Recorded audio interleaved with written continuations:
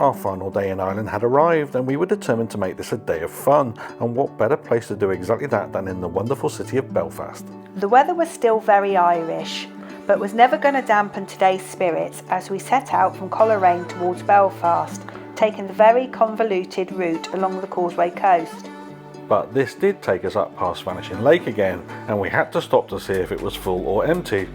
So it was still a muddy hole, but the sinkhole was definitely more full than yesterday. This scenery on this route is stunning, even in the pouring rain. What a route!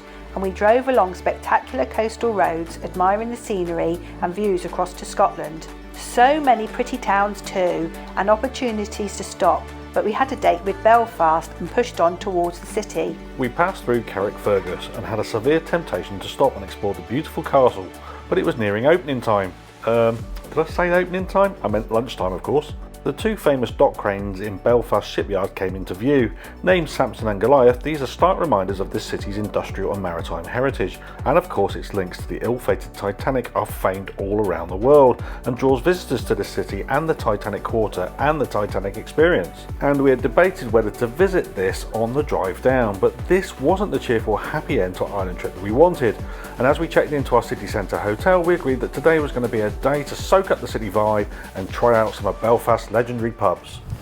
Well, we've landed at a rather rainy and stormy Belfast. Let's just keep it dry. And it's our final day in Ireland. We're getting a ferry back to Scotland tomorrow, or across to Scotland. So today, not too much planned. We've been to Belfast a few times. I think it's just a day in the city, soaking up the vibe, a few bars, a bit of shopping, good meal, and enjoy a bit of Irish hospitality as our final farewell. Anyway, stick with us, let's see how many pubs and things we can find on this afternoon here in rainy Belfast. Dressed for the weather, we wandered into the city centre, along the riverside and past Thanksgiving Square. A mooch around the shops while Si found a website with recommendations for a Belfast pub crawl, and our first stop was the Morning Star. This classic Belfast bar has been here since 1810 and remains a loved family-owned city centre pub and restaurant. With a classical Victorian style interior, it oozes charm and history and was a survivor of the Belfast Blitz in 1941. And this was also our first pint of Beamish on this trip. Oh, found some Beamish at last. Been all the way around Ireland and not found anywhere that serves Beamish until we got here. This is the Morning Star in Belfast. And it's a great pint. It's a bit sweeter than Guinness and Murphy's. Also very, very, very smooth. Definitely a 5 out of 5 when it comes to stouts. And it was a nice change from Guinness and Murphy's, and they also serve Big Fish Stout too, so you can do more than the main 3 stouts in this bar. Okay, time to explore more, and Belfast street art is something to behold, and the city is a delight to explore. A cheeky KFC to stave off the hunger pangs, and where next? And look at this place, a grotto to Our Lady of Lourdes, and the Our Lady of Lourdes shrine in Belfast is a grotto within the grounds of St Mary's Roman Catholic Church on Chapel Lane. Established in 1954, commemorating the church's role in sheltering evacuees from the 1956 Hungarian uprising. It's a tranquil spot for sure.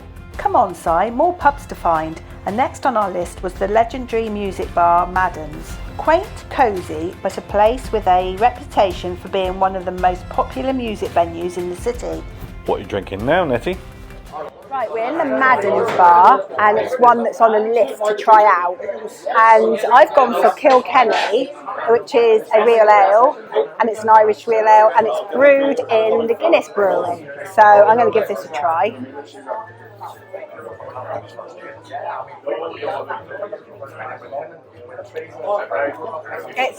It's very smooth.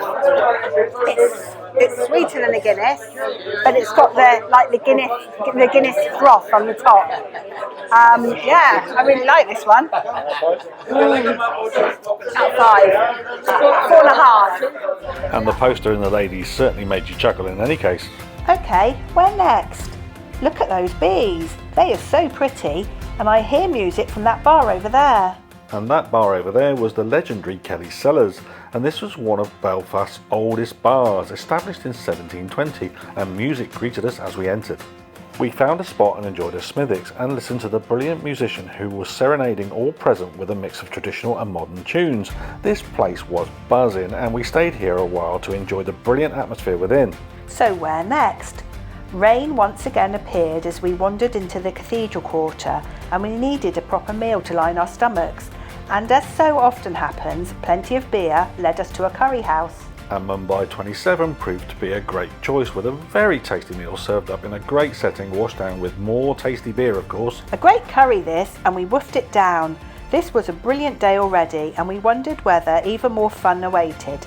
Okay, more pubs to check out, and the Duke of York was our next stop, and this popular Belfast bar is quite something, and has become a Belfast institution since it was rebuilt following a bombing during the Troubles in the 1970s. And what a place this is, and it just oozes life and fun, and it is a great night out. Aesthetically it's stunning inside, and it's another great music venue too. Who needs Oasis tickets when you're in Belfast? This place made us want to stay, so we did, and there were more great beers to try, so we did. What a bar, and it's definitely on our world's greatest bars list after this night. Time for one more, Nettie. There is one more pub on the pub crawl list. Okay, where's that, Si? It's this place called White's Bar, and this was another fabulous bar filled with great music and great beer. Feeling slightly pickled now, and as we were travelling to Scotland in the morning, we decided to avoid Belfast beer's oblivion and retired to our hotel.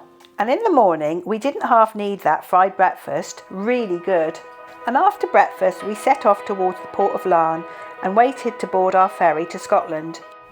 Well, good morning. Morning. Yeah, we're back in the car. We're about to leave Ireland. We're at Larne Ferry Port. We're doing the Larne Cairnryan ferry, so we're heading to Scotland, which will be our last stop on this bit of a road trip we've done. Yeah. So that would mean we'd left England, driven through Wales, driven through the Republic of Ireland, driven through Northern Ireland, and then through Scotland. So that's it all ticked off. We've had a great time, haven't we? It was really good, and our final sort of night in Ireland yesterday in Belfast was a real hoot, wasn't it? You know, it was, yeah. We did loads of. We went on as a bit of a pub crawl, didn't we? had to be done. And it was brilliant because there was lots of like live music in the pubs, and they're really cool. The Irish pubs, aren't they? Yeah, we tried to find more traditional pubs, didn't we, rather than sort of the modern sort of gastro pubs and stuff. But and there's, I mean, Belfast has plenty of soul and spirit, doesn't it? And the people are really friendly as well. Yeah, absolutely great. Ireland has been brilliant. I really enjoyed it. And say Scotland next. So stick with us just a little bit longer as we go to our favourite place in Scotland. On Dumfries and Galloway. We're going to go to our favourite spot, aren't we? Yeah, we're going to go to the Isle of Whithorn, aren't we? We are. Yeah, our favourite. Okay, stay tuned. Bye. We boarded the ferry, parked up, and this was a smaller ferry than the one from Holyhead to Dublin, but the crossing is an hour shorter. We found a spot in the cafe and bought a drink. We spent time on deck watching the ferries to and fro between Scotland and Ireland and enjoyed the views across Mullintyre and Ailsa Craig. It was a smooth and pleasant crossing, and we soon found ourselves in Cairnryan. We disembarked and set off through the pretty countryside of Dumfries and Galloway. These were roads we knew well, having holidayed here many times with our children and friends. We drove down the shores of Luce Bay, through Port William and on towards the Isle of Whithorn with its pretty harbour. We parked up and it was time for a spot of lunch in the brilliant St Ninian's tea room. Manned by volunteers, this is a community facility and serves up tasty lunch and sausage rolls. Yum! Then a very important task, and Nettie placed a painted stone on the memorial cairn located by St Ninian's Chapel. A difficult moment, but definitely needed. A time to remember a truly great man and wonderful father. Miss you, Dad. After reflecting for a while, we explored this rugged headland for another time. We've done it so many times before, but we never tire of this place. The ruined chapel of St Ninian is a striking landmark here and marks the starting spot for a pilgrimage trail going back 1500 years or so. And St Ninian is credited for converting the southern Picts in Scotland to Christianity in the 5th century, and is one of the first Christian saints to bring Christianity to Scotland and mainland Britain. The chapel itself dates from the 12th century and is a small but pleasant ruin in a truly serene setting, and we used a drone to try and capture this. It is a wonderful place. We've always loved it here. And then we walked out onto the headland itself with its iconic white tower and lighthouse, and from here there are great views out into the Irish Sea and onto the Isle of Man and back across the village and harbour also. So here we are, we're on the Isle of Whithorn, and this road trip is kind of ending a bit like it started, at a monastic sort of ruin here, except this one isn't to St Kevin, this is to St Ninian, who was a local saint here that established a monastery here up at Whithorn, and this became a place of pilgrimage. It's a hell of a spot, isn't it, here? It's absolutely gorgeous. I've actually put a stone on for my dad today on the cairn that they've got just in front of the St Ninian's church. It's still a special place, Yeah. this, and people come here, still make pilgrimages here, and there is a cairn where you can remember lost loved ones, and obviously we wanted to do that for Keith. Yeah. You know, bless him, absolute legend. He would have loved this spot. He'd have absolutely loved it, wouldn't he? Yeah, he would. Yeah. He would. But it's a stunning place. It is probably our favourite spot in Scotland. In fact, not in the whole of the UK, with possibly one exception, and we might go there later on. But yeah, it's a real spot. Isle of Whithorn, if you've not been here, Oh, definitely come. come. Yeah. Come. It's a really, really special place. We'll show you around. We walked back into the village and walked along the harbour side. So pretty and never busy. It's one of the UK's best kept secrets. If you've been there, you know exactly why we feel this way. So that other special place we mentioned, well, that's where we headed next. We parked up at the St Ninian's Cave car park. This 20-minute walk down the valley through woods is a beautiful walk in nature with nobody around. Peace and tranquility, with only the sounds of a babbling stream to break the silence as we walk down towards the coast. The path merges onto a wide stony beach, and this entrance to this isolated beach is quite special. As at the Isle of Whithorn, this beach offers more tremendous views across to the Isle of Man. Looking westward along the beach, you can see it ends in a cliff, and in this cliff is a cave, St Ninian's Cave, and this cave was said to be a hermitage for the great saint himself. Now much shallower than in years past, this small cave once contained carved stone crosses, now in the Whithorn Museum, and it is the finish point for the pilgrimage starting back at the Isle of Whithorn, nearly 5 miles away. We walked this stony beach towards the cave, and once there used the drone to capture the beauty of the cave and its setting. No wonder St Ninian wanted to come here and reflect. The sound of the sea is such a wonderful soundtrack to think and contemplate life's meaning. We sat and did just that. Well, after playing around with the drone in any case. So we are at St Ninian's Cave, which is just along the coast from the Isle of Whithorn. It's about 5 miles down the coast, and you access this down a sort of a valley, which is really, really pretty. It's about a mile's walk from the car park at the top of the valley. You come down to this very pebbly and stony beach, which is beautiful. And at the end is this little cave up here. There's not as much there as there used to be. They've had some issues with rock falls. In fact, there's a little sign down there saying they're having to do some rock scaling work at times. But this place is a spot, and there are some amazing views out to the Isle of Man over there. Almost looks as though you could swim there, but obviously it's further away than you'd think. And we haven't been here since COVID, and it's a really, really special place. You can just sit here on the rocks, as St Ninian did all those centuries ago, just looking out and just wondering and contemplating the world. And it does have a real atmosphere and a real vibe to this place. In the cave itself, there isn't that much to see, sadly, these days. In years gone by, there have been sort of little offerings in there and crucifixes and things and cluties and things like that. And there were also crosses down the beach here as well, you know, where people have done the pilgrimage over from Whithorn to the cave here.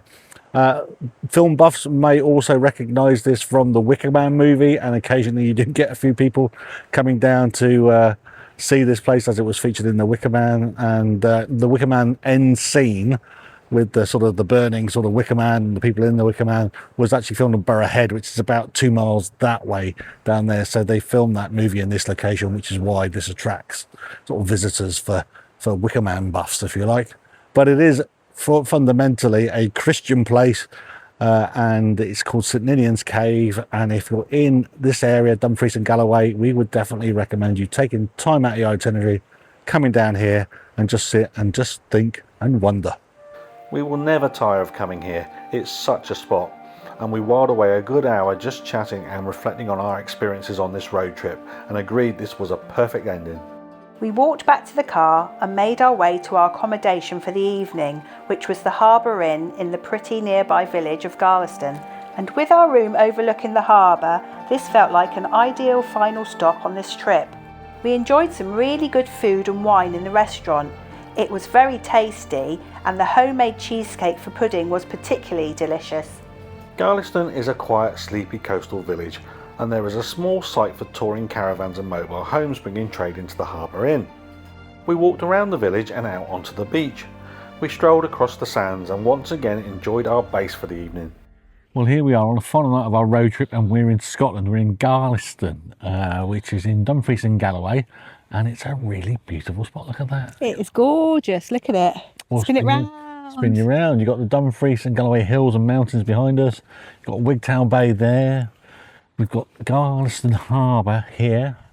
And our hotel, which is kind of there-ish. Sort of, yeah, there. Yeah, there is the Harbour Inn, which is really nice. We had a great meal, haven't we? Oh, absolutely spot on. Yeah, one of the best meals of the trip so far. It's delicious. They did like a homemade barbecue sauce, didn't they? It was lovely. Really nice. Really nice. And we had pudding. We did have pudding for the first time. Homemade cheesecake. It was delicious. Absolutely lovely.